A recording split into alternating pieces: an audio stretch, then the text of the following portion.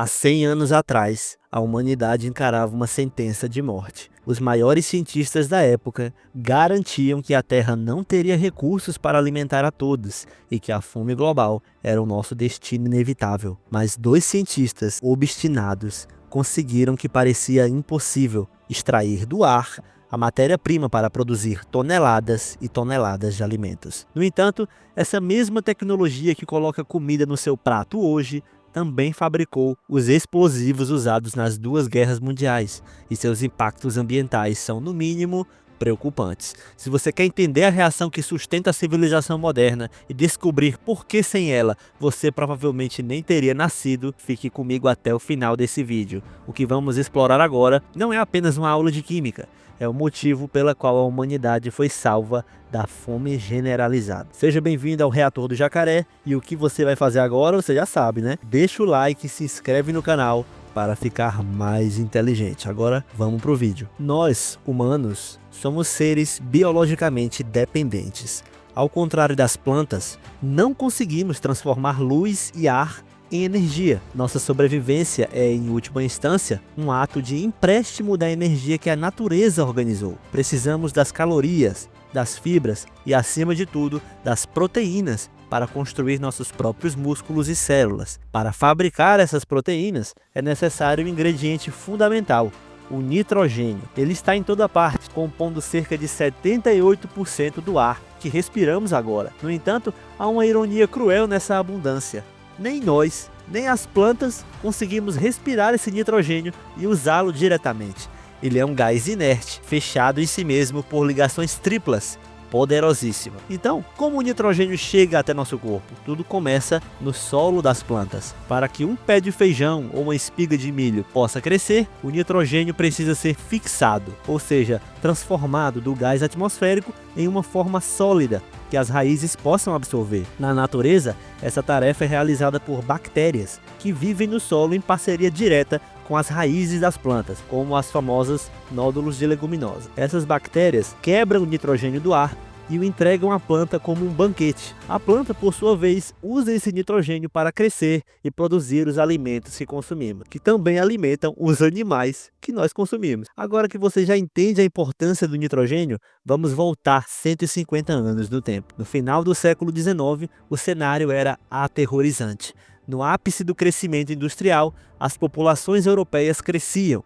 A demanda por alimentos aumentava exponencialmente. Um alerta de escassez, então, começou a acender. Grandes potências mundiais começaram a disputar por guano e salitre, raspando excrementos de pássaros na esperança de adiar o colapso da agricultura. Previsões de Malthus sobre uma fome global iminente deixavam de ser teoria para virar um pesadelo real. Em um famoso discurso, o químico Sir William Crookes alertou que, sem uma forma de fixar o nitrogênio do ar para produzir fertilizantes sintéticos, a civilização ocidental enfrentaria a inanição em massa. A sobrevivência de milhões dependia de depósitos minerais que estavam chegando ao fim. A comunidade científica encarava esse problema como uma barreira termodinâmica intransponível, pois replicar a fixação de nitrogênio que as bactérias fazem no solo exigia uma energia colossal. O consenso acadêmico da época dizia que isso era impossível de ser realizado em escala industrial. No entanto,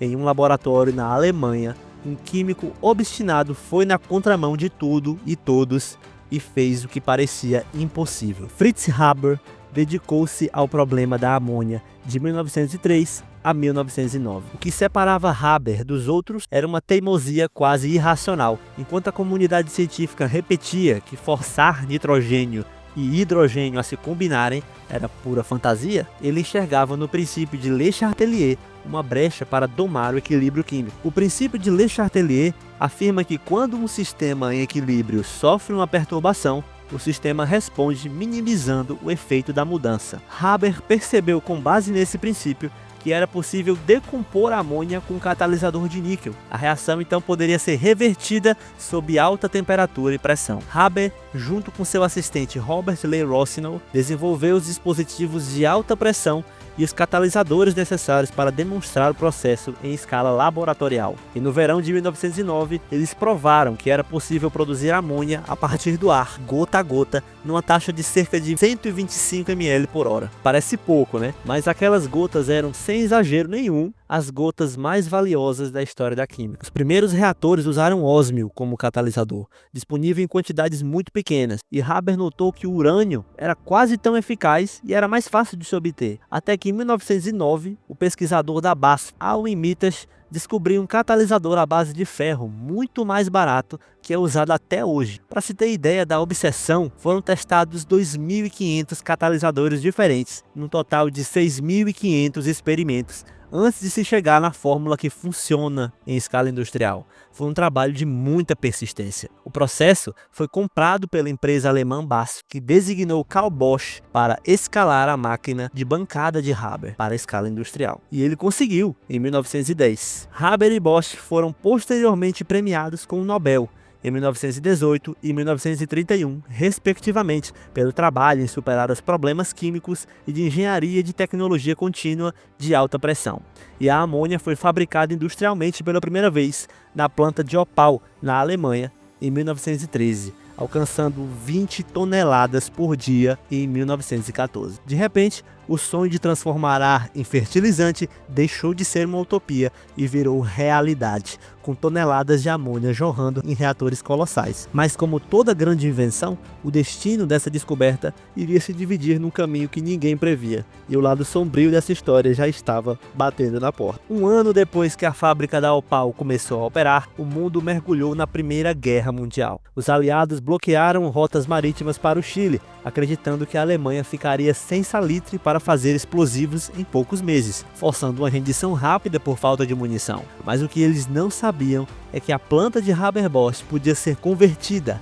A amônia que deveria alimentar as fazendas foi oxidada através do processo Ostwald para virar ácido nítrico, a base dos explosivos militares. A fábrica de comida virou da noite para o dia a principal artéria que manteve a máquina de guerra alemã pulsando por 4 anos. A guerra finalmente acabou e as fábricas de amônia continuaram funcionando. Os fertilizantes invadiram os campos do mundo todo na década de 20 e explodiram a produtividade agrícola. Antes, 1 hectare de trigo rendia míseras 1 tonelada, depois triplicou. Estudos mostram que sem esse processo, a população mundial mal chegaria a 4 bilhões de pessoas. Em vez disso, dobrou para 8 bilhões, com metade da proteína consumida vindo indiretamente do nitrogênio sintético. O impacto foi tão profundo que relatórios da FAO calculam que o processo Haber-Bosch salvou mais vidas do que qualquer outra invenção humana, superando até mesmo vacinas em termos de mortalidade evitada por fome. Mas esse milagre agrícola também tem colaterais. A agricultura moderna acaba jogando no solo muito mais nitrogênio do que as raízes conseguem beber. Quando a chuva cai,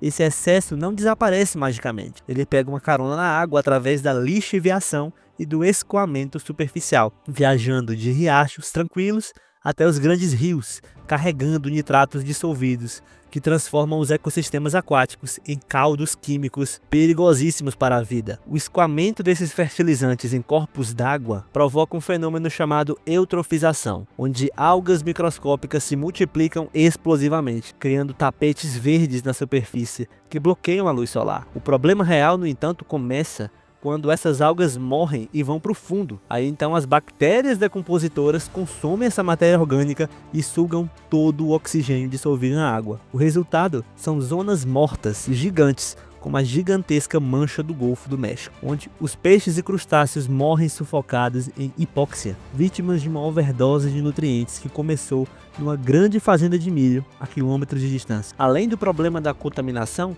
existe outro tão grave quanto. Só o processo Haber-Bosch consome cerca de 1 a 2% de toda a energia gasta do planeta. O processo é contínuo e ocorre a temperaturas na faixa de 400 a 500 graus Celsius e pressões de 150 a 300 atm. Além do calor e da pressão, o hidrogênio que entra na reação vem quase exclusivamente do gás natural, através do processo chamado reforma a vapor, gerando CO2 como subproduto num volume assombroso. O processo Haber-Bosch emite entre 1,4% a 2,1% de todas as emissões de carbono do planeta anualmente, o equivalente a centenas de milhões de toneladas de CO2. Cientistas de vários países estão nesse momento na corrida para encontrar alternativas mais sustentáveis de se obter amônia. A produção de amônia verde por eletrólise de água e catalisadores biológicos estão sendo largamente estudados como alternativa menos poluente, mais barata e descentralizada. E agora que você entende como 90% dos alimentos chegam até sua casa, comenta aqui embaixo o que você acha de tudo isso. Fritz Haber foi um herói ou um vilão? Deixa aqui o seu comentário. E se esse vídeo abriu sua mente, deixe o seu like, se inscreva no canal para ficar mais inteligente. Forte abraço e até o próximo vídeo.